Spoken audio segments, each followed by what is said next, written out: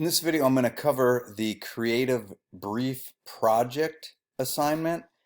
Let me just give you an overview of how I'm going to cover it. First, we'll talk about the final product, like what is a finished creative brief for, what does it do, and then we'll break the creative brief down into the specifics of each paragraphs and what the sentences in there should be talking about, and then we'll talk about how to create an outline to aid in the writing of the creative brief.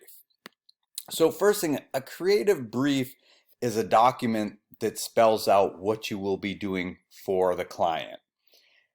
You, the designer or the design team, usually create the creative brief for mostly your benefit, so that, and I'll just talk about a design team here rather than a one person because it makes more sense. So typically what happens is somebody from the design firm goes out, meets with the client, asks all the right questions to dig the information out of the client to make sure that the designer really understands what his or her team will be doing for that client.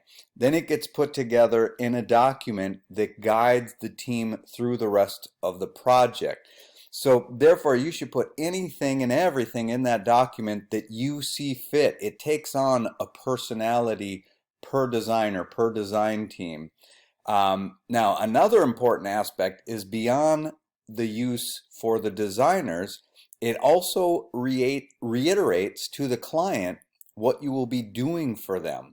So the huge benefit there is it can help prevent misunderstandings. It can help prevent scope creep, which means all of a sudden the job that you're getting paid, say $10,000 for, becomes like a $20,000 job, but you're not getting paid $20,000. So you make it really clear in this creative brief exactly what you're doing, and then if the job does start to creep beyond that, you go back to the client and you say, well, we didn't negotiate this, but I'd be happy to continue on at my hourly rate, or we can renegotiate for this additional work. Part of your responsibility to yourself as a designer is not to work for free.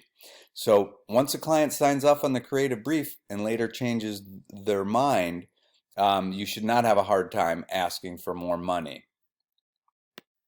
There are many different styles for creative briefs. And this class will be covering a full-on written creative brief document. This means that it will consist of sentences and paragraphs, and it will be graded with a very specific rubric that you will want to follow in order to lay out your paragraphs so that they match the rubric. And you will soon see that.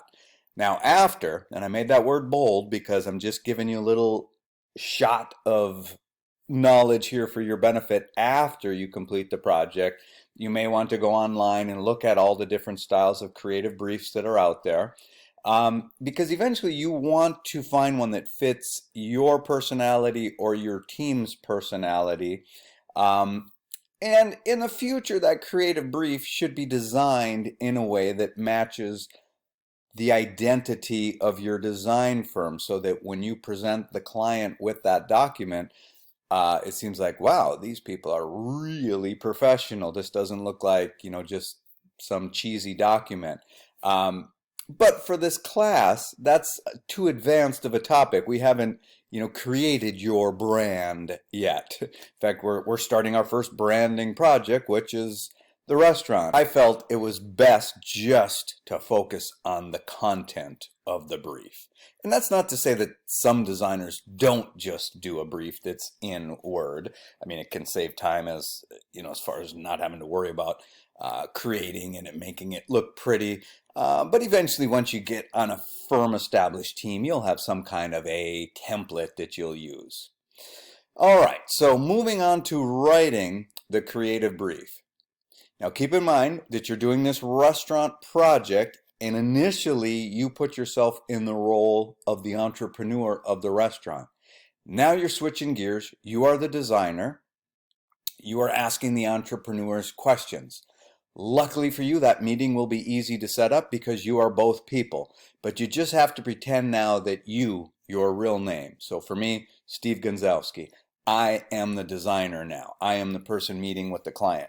So I'll change my restaurant owner's name to some fictitious name, and I pretend like I'm sitting down with them, asking them all the right questions so that I can write this brief to get the experience of writing a creative brief.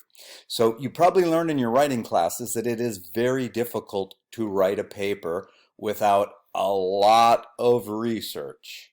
So hopefully you've been doing a lot of research on the restaurant, the food items, what those food items should probably cost per the restaurant, in just knowing what colors are appropriate for what type of restaurants. There's a lot of research that you should be doing.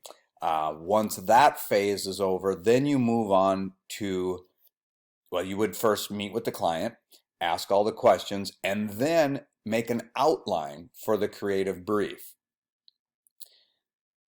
So I will focus a bit more on the finished creative brief, but just know that before you start on it, you will first complete an outline to help with the actual creative brief. So I will cover that as a separate topic, but for right now, we're just on the final project, the creative brief, what it should contain. Okay, so what we're going to do is first look at the breakdown of the creative brief that you'll write by looking at the instructions for this project inside a Canvas. Click on the link, which I suggest you do, for the actual creative brief project. You should see something more or less like this. There might be some subtle changes that I've done. So again, you're putting yourself in the role of the graphic designer, not the restaurant owner. You will write a creative brief that shows me as the grader of the project, but more importantly, to get the concept down, your fictitious client, that you truly understand the design project that you are about to undertake. In this case, branding a restaurant. This will be a written document with complete sentences and paragraphs. It's not a Q&A or a bullet point document. Again, it's not a Q&A nor a bullet point document. The first paragraph, so there's basically 6 paragraphs to this project, and I'm going to go over them one by one right now. So the first paragraph names the project, names the client, and contains a project summary. This right here, project summary, is probably the most difficult part of this assignment based on my experience with students working on it. It's a single-minded sentence that describes the project when implemented. So it's basically like your ability to tell somebody what you're going to do, what this whole creative brief is about, what the whole project is about in just one sentence. But you really have to have your thoughts all put together before you write it. So my suggestion is write this as the very last thing you do. Leave a big blank up at the top. Go on, write all 6, write the rest of this paragraph, and then write all 6 of the remaining paragraphs. Come back and say, how do I summarize this into one sentence? Okay, so project, name the restaurant. So you're either going to be down to 3 names right now, which is fine, or you'll have it narrowed down to 1. You will put in the type of food, the kind of restaurant, and its atmosphere, and what you, the designer, are doing for the restaurant. Client, now at this point, just make up a name. This is your alter ego, if you will. This used to be you, but now you're going to pretend it's somebody else. Project summary. Again, this is the sentence that wraps that up. And a good way to think about this is the elevator pitch. If you've never heard that term, it's like you who want to do some work for somebody. So you're waiting out in the hall, waiting for them to leave their office. You follow them into the elevator and you're like, hey, Mrs. Johnson, this is what my company could do for you. And she's only going down 2 floors. So you got to be quick, got to give it in a sentence. And she's either going to say not interested, or you're piquing my curiosity here. Okay, second paragraph describes the project. So remember, here you were just naming the project. Here you're describing the project. You're giving an overview or an explanation of the project, some basic background information on the project, like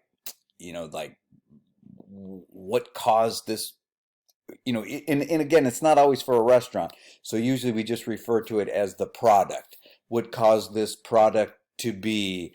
Was there a product before this product? Is this version 2.0? Is this the second restaurant for the client?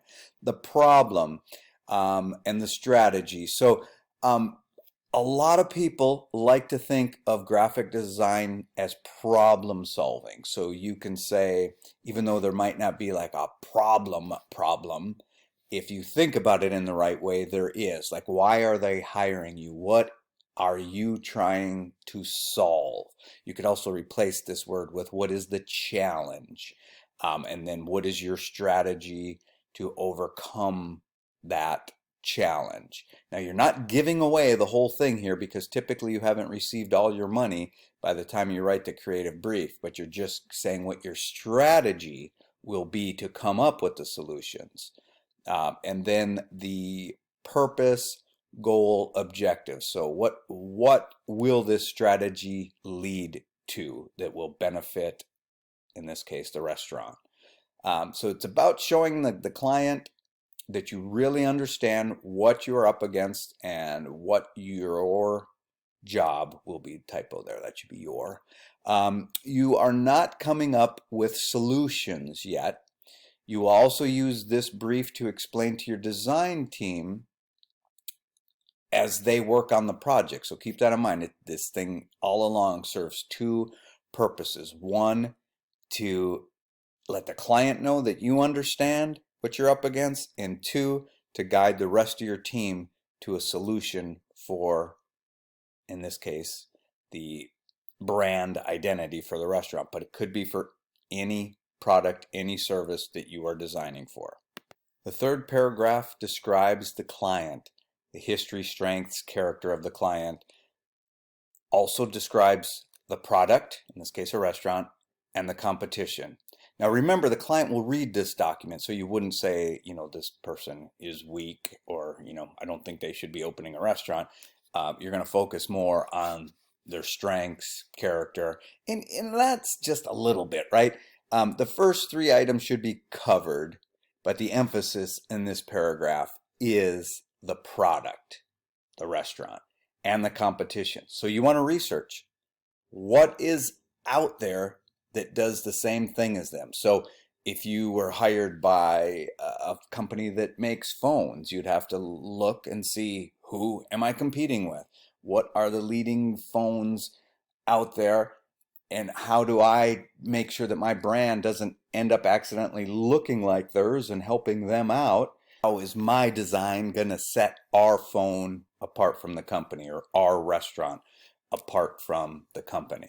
Now, you're not answering that yet here. You're just saying there is a such and such bar on the corner of blah, blah, blah, and blah, blah, blah, which is 30 miles from, like just getting that information out there to aid your team in the research and then eventual implementation of the design solutions.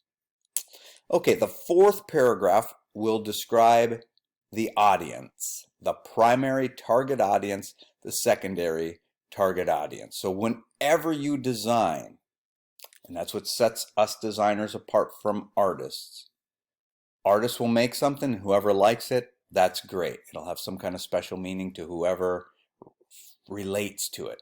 But as a designer, when you start to design who your audience is. So therefore, before you can start on the restaurant project, you have to know who it is that the owner is trying to attract into that restaurant. And we're going to do this for two audiences, the primary one and then a secondary one. So the way you do this is you come up with a hypothetical profile for each audience. So you do what's called a personification. You actually spell it out, like Jane Doe is, and then you give, like I just said, a name, an occupation, an income, age, gender, interests, what kind of things they view on social media, anything else that you see being relevant to this project. And then you want to talk about the current audience perception. In fact, I'll continue on with that in the next video.